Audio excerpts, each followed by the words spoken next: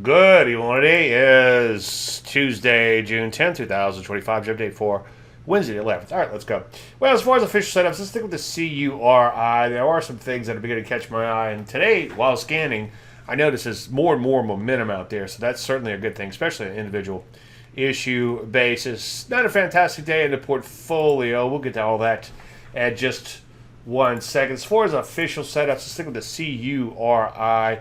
Notice that I did adjust the parameters down considerably. I guess it's more of a, we'll put pullback in here now, but it's still technically sort of a TKO type of pattern, especially if you kind of maybe look at like a 2-day chart or something like that. Anyway, do wait for an entry. That's the beauty of this textbook TKO like this. Sometimes they just keep imploding and no capital gets put in harm's way. And if they take off, then a lot of times it's off to the races. This one really caught my eye tonight. A little bit too crazy. Could be a little thicker on the volume. It's okay.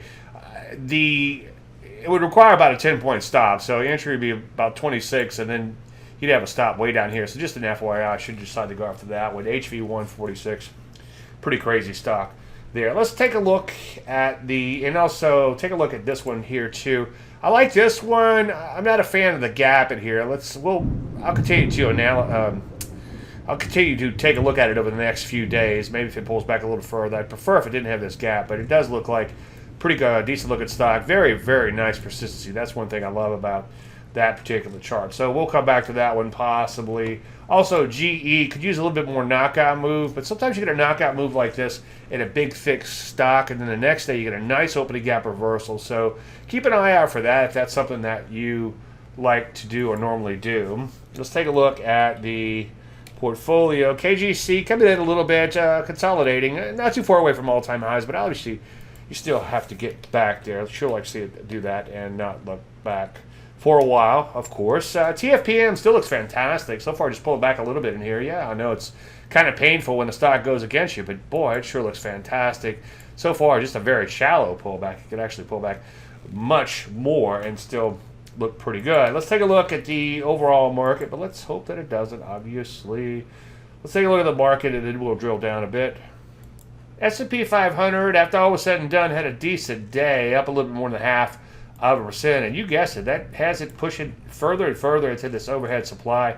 If we can get out of or above it, I should say, get through it, I should say, one cup of coffee tomorrow, and you stay there for a while, then this actually will become support. Support becomes resistance, and resistance becomes support. So take a look at the NASDAQ, not a bad day there, up a little more than 0.5%. And we're not too far away from all-time highs, right at the 2020 or 2200. Anyway, decent day there. Good to see it making out new highs. As I've been saying quite a bit, when you're making new highs and you're pushing into resistance and you're overbought like this, it looks pretty good. But then, first little sell-off, it's going to look kind of ugly. So we'll see how the correction shakes out. Take a look at the Rusty, up a little today, more than a little, I guess, 0.5%. Continues to push into this overhead supply, so that's obviously a good thing. Gold, the commodity, kind of flats filling here, consolidating at these high levels. Gold stocks pulling back a little bit, not too far away from all-time highs though, but you know me, I surely see it happen sooner rather than later. Silver just off a little bit. Silver had a nice little breakout, as you can see there as of late. Semiconductors, look at that, winning, breaking out nicely to not quite, or I should say not quite break it out yet, but push it higher and higher and push it through this overhead supply like butter. So that's certainly a good thing. Let's take a look at a few other areas. Financials up a smidgen here, but hovering below these recent highs. So, you know, I mean, I sure like to see it make new highs and not look back for a while. Uranium coming in a little bit, but it's been on a tear as of late. Other rare earths like platinum have been doing really well too as of late. There's platinum, as you can see, just right at these brand new highs. So that's pretty impressive. We could see some setups there fairly soon. Retail, a little higher in here. A lot of these areas, again, pushing into the overhead supply.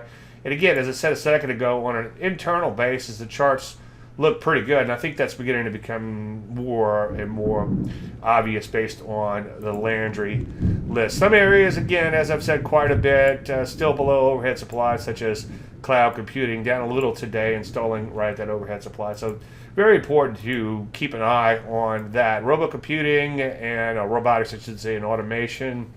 Still doing okay as of late, pushing into this overhead supply, though. It's got to get through that. Take a look at social media. Just made new highs yesterday, down a little. This is none of those V-shaped recoveries at high levels that I'm often talking about. Defense finally getting a little bit of a pullback there, and that's probably that TKO you saw in GE. So we'll see how this shakes out, but we should start seeing more and more setups here fairly soon based on that action. So it's kind of a get ready environment. Once again, as usual, here it comes. Follow through will be key, and one day at a time, but certainly improving as of late. Everyone have a fantastic night. We'll talk tomorrow. Thank you so much.